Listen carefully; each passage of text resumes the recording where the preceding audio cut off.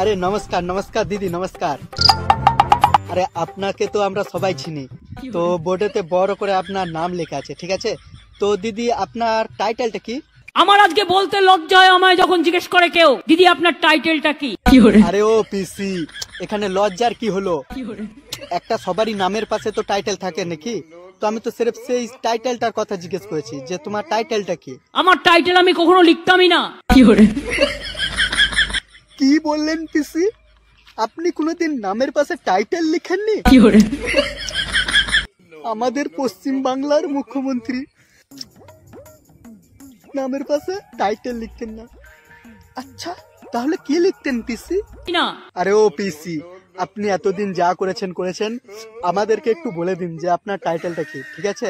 না হলে আমরা কি করে বুঝবো যে আপনি কোন ধর্মের? কেন আমাকে পরিচয় দিতে হবে নতুন করে?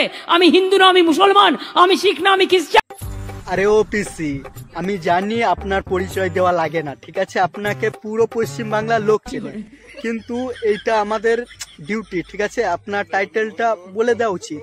আর কি হবে আপনার টাইটেলটা যদি আপনি বলে দেন তো কি হবে আপনার? আমার লজ্জা হয়, আমার দুঃখ হয়।